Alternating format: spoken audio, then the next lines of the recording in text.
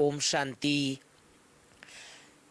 प्यारे भाइयों बहनों, आप सबके सामने बाबा के द्वारा बताए हुए एक सुंदर सा शब्द बाबा कई बार याद दिलाते हैं, बच्चे तुम क्या थे, क्या बन गए, तुम कहाँ थे, कहाँ आ गए। तो आज हम इसी विषय के ऊपर चर्चा करेंगे जिसका हेडिंग है ये कहाँ आ गए हम। जब हमें ईश्वरीय ज्ञान नहीं मिला था तो जीवन के महत्व के बारे में पता नहीं था। सुनते आते थे 84 लाख योनि भोगने के बाद मानव जन्म प्राप्त हुआ। बाबा जब हम सबको अपना बच्चा बनाता है तो बाबा ने एक शब्द में कह दिया, बच्चे तुम 84 लाख योनि नहीं भोगते बल्कि 84 जन्म लेते हो। पूरे जन्मों का और पूरे युगों का हिसाब बाबा ने हमारे सामने रख दिया। बाबा ने याद दिलाया कि जिन देवी देवताओं की तुम पूजा करते हो वो तुम ही थे, अर्थात श्री कृष्ण की दुनिया में सतयुग में तुम सब बच्चे पाठ बजाए हो। त्रेता में श्री राम के साथ पाठ बजाए हो। राम राज्य, शिवालय, ब्रह्मा का दिन, स्वर्ग, ऐसी सुंदर दुनिया में तुम सब अनेक बार पाठ बजाए हो। लेकिन जीवन की यात्रा में आगे बढ़ते बढ़ते द्वापर युग से हम सब भक्ति पूजा पाठ करते करते अब कलयुग के अंत में आ गए। इस अंतिम जन्म में भी मैं कुछ सत्य बातें आप सबके सामने रखना चाहता हूं। जो आज की सभ्यता है, आज की संस्कृति है, वो कैसी बदल गई है। मुझे याद है मैं जब छोटा था तो हमारे माँ बाप ने बाल्यकाल से सिखाया था कि उठते ही माँ बाप का चरण स्पर्श करना है, और मैं किया करता था। धरती माँ का चरण स्पर्श करते थे, धरती माँ को प्रणाम करते थे, प्रकृति के हर तत्व का सम्मान करते थे। और जीवन में इतनी संस्कृति हमारे अंदर अब तक भी थी कि अपने बड़ों के सामने कभी भी बहुत ऊंचे आवाज में बात नहीं करते थे। जब तक हम अपने अपने घरों में आरती नहीं करते थे, पूजा पाठ नहीं करते थे, तब तक भोजन नहीं करते थे।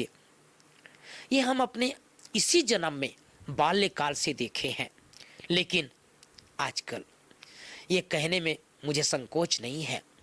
आज की दुनिया, आज के मानव, आज के युवा वर्तमान जो जीवन जी रहे हैं वो कभी कभी ऐसा लगता है कि हम अपनी प्राचीन संस्कृति को, हम अपनी प्राचीन सभ्यता को क्यों भूल रहे हैं।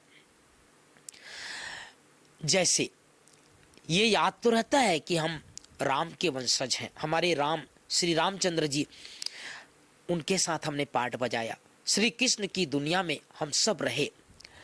लेकिन आजकल हम देखते हैं बच्चों को कि अपने को उस संस्कृति के लायक नहीं समझते, उस संस्कृति के अपने आप को दूर समझते हैं। आजकल हम देखते हैं खान पान में इतना बदलाव आ गया है, विचारों में बदलाव आ गया है, इवन आजकल अपने पहनावे में बदलाव आ गया है। मैं एक हंसी की बात सुनाता हूँ। अभी 15 दिन पहले मुझे कहीं बाहर जाना था तो अहमदाबाद में मुझे ट्रेन चेंज करनी थी। एक ट्रेन से उतरने के बाद दूसरी ट्रेन बैठने से पहले 2 घंटा मेरे पास समय था। तो हम लोग तो अपना पढ़ाई लिखाई करते रहते हैं, जहाँ भी समय मिलता है अपने समय को सफल करते हैं। मेरे बगल में 2 युवक बैठ गए हैं। ये सत्य घटना है भाई बहनों। एक युवक में अचानक मेरा ध्यान गया, उसका बाल पूरा यहाँ से कटा हुआ, दोनों तरफ से, पीछे से भी पूरा कटा हुआ, केवल बीच में एक लाइन जैसे चिड़िया का घोंसला जैसे बाल था। मैंने कहा, मेरे को मन में आया कि इससे कुछ बात करूं। मैंने कहा आप कहाँ से हो? तो उसने अपना स्थान बताया, उसका नाम पूछा। मैंने उनको कहा कि ये आपने जो बाल रखा है, ये बाल क्या आपके जो जहाँ बाल कटवाए होंगे सैलून में, वहाँ उसने आपका बाल बिगाड़ दिया क्या? तो उसने पहले हंसा, उसने कहा भाई साहब आप कहाँ रहते हो? मैंने कहा मैं माउंट आबू रहता हूँ। आप बाहर नहीं निकलते क्या? तो मैंने कहा मैं बहुत कम निकलता हूँ, कोरोना काल के बाद पहली बार निकल रहा हूँ। तो उसने कहा भाई साहब ये आजकल की फैशन है। मैंने कहा ये कौन सा फैशन है? पीछे से बाल कटा हुआ, आगे से बाल कटा हुआ, बीच में केवल वो चिड़िया का घोंसला जैसे वो भी इधर उधर उड़ रहा है। मैंने उसको फिर थोड़ा सा बाबा का ज्ञान सुनाया और मैंने बताया कि आज हम एक तरफ तो मैंने उनको पूछा कि श्री कृष्ण को मानते हो? बोले हाँ, हम बचपन से पूजा पाठ करते हैं। तो मैंने कहा जब हमारे देव आत्मा, ये हमारे पूर्वज इस तरह की अपनी सभ्यता को अच्छे रखे थे तो आप क्यों नहीं रख सकते? उसको समझाया, उसने मान गया। इतने भी देर बाद, आप सुनिएगा ध्यान से, थोड़ी देर के बाद एक और दूसरा युवक आके बैठ गया। वो युवक जीन्स पहना हुआ था, उसका जीन्स 3-4 जगह से फटा हुआ था। अब हम लोग तो भाई बहनों मधुबन में रहते हैं, बाहर निकलते नहीं हैं, तो हम कभी ऐसा चीज़ देखते नहीं थे, हमारे लिए एकदम नया चीज़ था। मैंने उसको पूछा कि भाई ये फटा हुआ जीन्स क्यों पहने हो?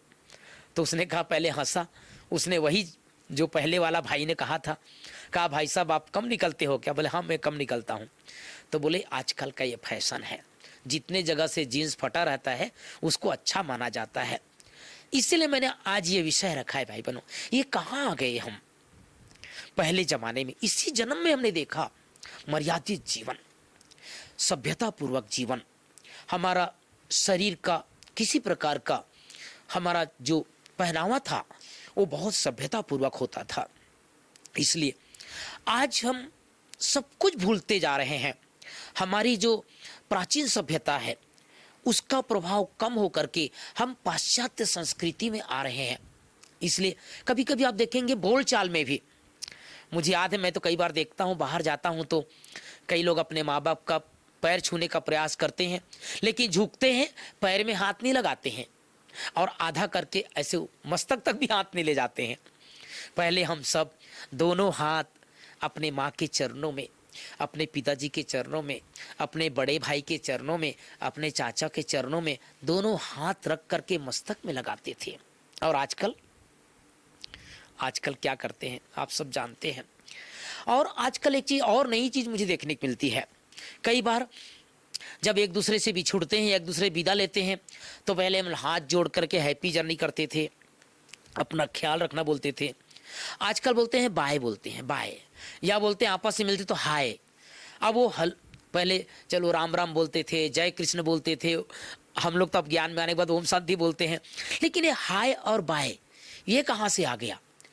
तो हम सबको जो आसपास के माहौल है उन सबको अपनी प्राचीन संस्कृति, अपनी प्राचीन सभ्यता को सिखाना है और फिर से ये देव युग, एक सुंदर दुनिया, एक संस्कृति, श्रेष्ठ संस्कृति वाला दुनिया, श्रेष्ठ भारत, एक भारत, स्वर्णिम भारत जो हम सब के सामने आह्वान करके प्रकट होने वाला है, उसके लिए अपने संस्कार को, अपनी सभ्यता को वापस पुनर्स्थापित करने का प्रयास करना है।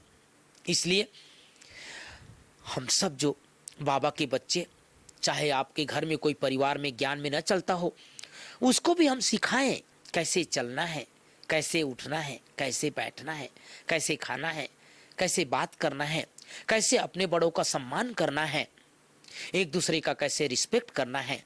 ये सब भी अपने जीवन में सीखना भी है और सिखाना भी है। ओम शांति, ओम शांति, ओम शांति।